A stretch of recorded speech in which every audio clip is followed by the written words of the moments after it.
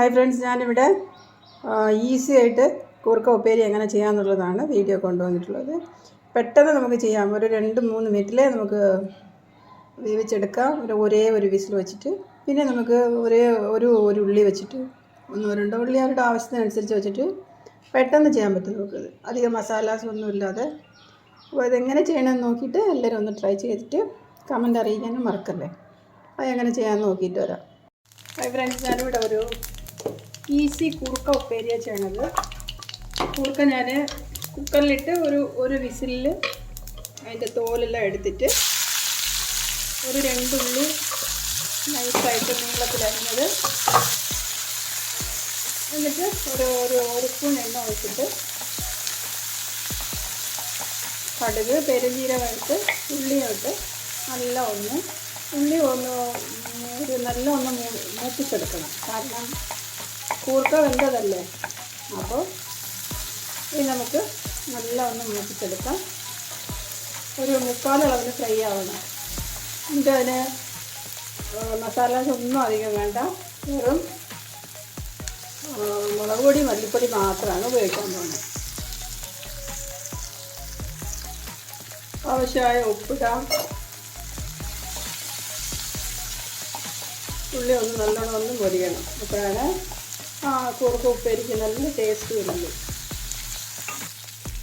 ഉള്ളിയൊക്കെ നല്ല മൂത്ത് കഴിഞ്ഞു. ഇതിലേക്ക് നമുക്ക് ഒരു 1/4 ടീസ്പൂൺ മഞ്ഞൾപ്പൊടി, കൂർക്കയ്ക്ക് വേണമെങ്കിൽ ഗരം മസാല കുറച്ചിടാം.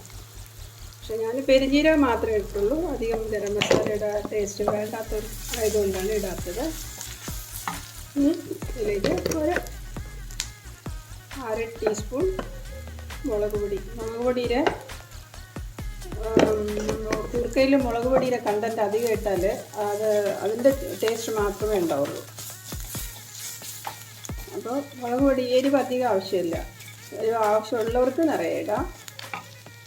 ഇത് ഇവിടെ വേവിച്ച് തോലൊക്കെ എടുത്ത് കട്ട് ചെയ്ത് വെച്ച കൂർക്ക അതിലേക്ക് ഇടാം.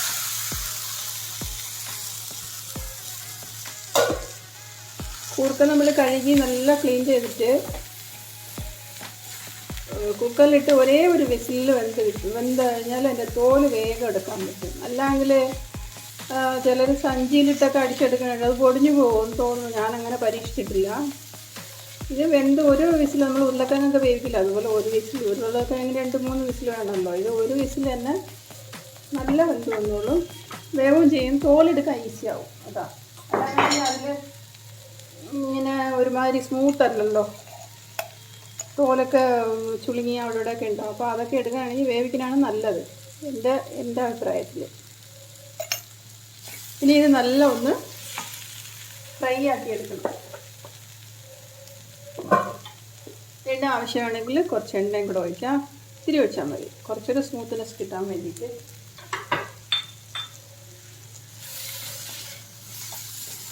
നല്ല ഇളക്കി ഒരു 2 മിനിറ്റ് ഒന്ന് ഫ്രൈ ആവാനിട്ടാൽ മതി. അപ്പോൾ ഈ മസാല എല്ലാം കിഴങ്ങിലൊന്ന് പിടിച്ച് വരും. പിന്നെ